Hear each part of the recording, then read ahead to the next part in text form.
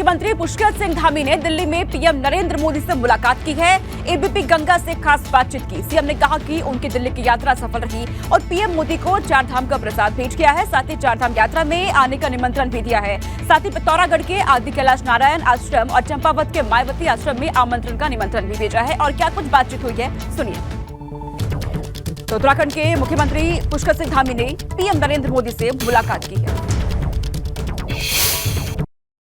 मुख्यमंत्री पुष्कर सिंह धामी प्रधानमंत्री नरेंद्र मोदी से मुलाकात करके देहरादून लौट आए हैं और मेरे साथ में मुख्यमंत्री पुष्कर सिंह धामी जी हैं। सर, प्रधानमंत्री जी से मुलाकात हुई है, प्रसाद आपने उनको भेंट कराया है, क्या क्या कुछ मुद्दों पर बातचीत हुई? देखिए, एक तो आदरणीय प्रधानमंत्री जी को मैंने चारों धामों का प्रसाद भेंट किया है, क्योंकि पहली जो पूजा थी सभी धामों के कपाट खुलने पर पहली पूजा हमारे देश के यशस्वी प्रधानमंत्री नरेंद्र मोदी जी के नाम से हुई थी, इसलिए उनको प्रसाद दिया था। यहाँ का गौमुख से लाई हुई गंगा तुलसी दी थी, गौमुख का जल दिया था और उनको शुभकामनाएं भी दी कि इसी हफ्ते जो है उन्होंने अपने मन की बात एपिसोड का निरंतरता से 100 एपिसोड पूरे किए हैं, उसकी भी बधाई दी। और उत्तराखंड के अंदर सारे धाम ऑल वेदर रोडें हों या केदारपुरी का भव्य दिव्य पुनर्निर्माण हो, बद्री धाम का पुनः निर्माण और मास्टर प्लान हो, हेमकुंड साहब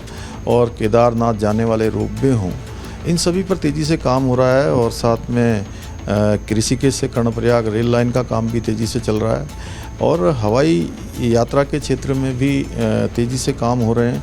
पंतनगर का एयरपोर्ट हो, देहरादून का एयरपोर्ट का विस्तारीकरण हो या पिथौरागढ़ नैनी सैनी हवाई अड्डा चलाना हो, उन सभी पर मैंने उनसे अनुरोध किया है। और साथ ही साथ आदि कैलाश जो कि पिथौरागढ़ जनपद के सीमांत में है और बहुत ही हमारा एक आस्था का महाद्वार है, वहाँ के लिए भी उनको आमंत्रित किया है। और 5वां धाम जागेश्वर धाम के लिए भी उनको मैंने निमंत्रण दिया है कि वो वहाँ भी ज़रूर पधारें।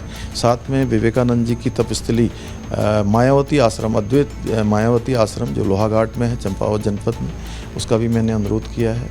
साथ में उनका धन्यवाद किया है कि उनके आशीर्वाद के कारण से उत्तराखंड की भूमि से उनका जो विशेष लगाव है, उसके कारण से अनेक काम जिनके बारे में सोचना भी मुमकिन था, वो सारे काम तेज़ी से आगे बढ़ रहे हैं। चारधाम यात्रा की सफलता और उसकी जानकारी भी उनको दी है।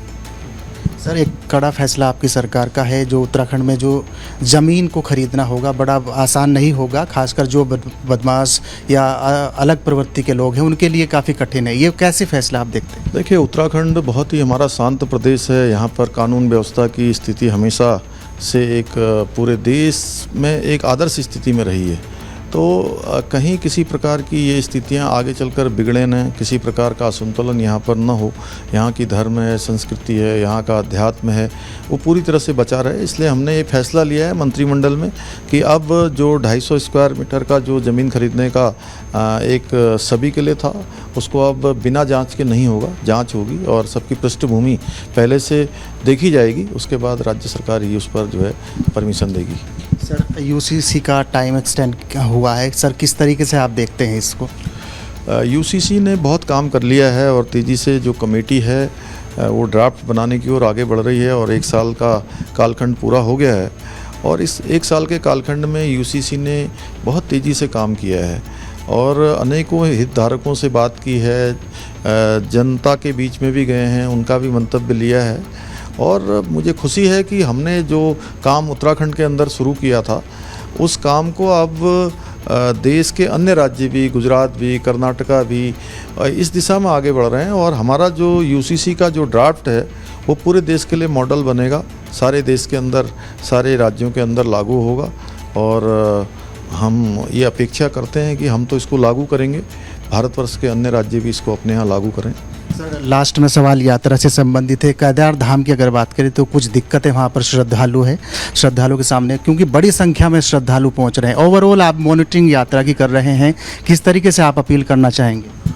देखिए, चूँकि यात्रा को लेकर भक्तगणों का, आस्थावान लोगों का, श्रद्धालुओं का बहुत उनके मन में उत्साह रहता है, हर्षोल्लास रहता है। लेकिन इस बार बाबा केदार की जो यात्रा है वो चूँकि वहाँ लगातार पिछले 1 माह से बर्फ़बारी हो रही है और बड़ी बर्फ़बारी हो रही है, इसलिए मैं सभी श्रद्धालुओं से और आने वाले जो हमारे आस्थावान लोग हैं, भक्त हैं, बाबा के भक्त हैं, उन सभी से अनुरोध करता हूं कि वो मौसम की पूरी जानकारी पहले प्राप्त कर लें। मौसम अगर ठीक रहे तभी यात्रा करें, क्योंकि अन्यथा उनकी यात्रा कठिन होगी तो हमें भी अच्छा नहीं लगेगा। इसलिए हम सभी से अनुरोध करते हैं कि मौसम की जानकारी के बाद ही यात्रा प्रारंभ करें।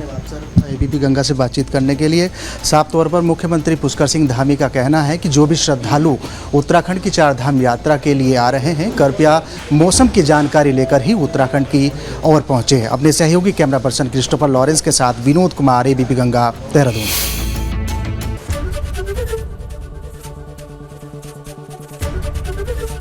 एबीपी गंगा, खबर आपकी, जुबान आपकी।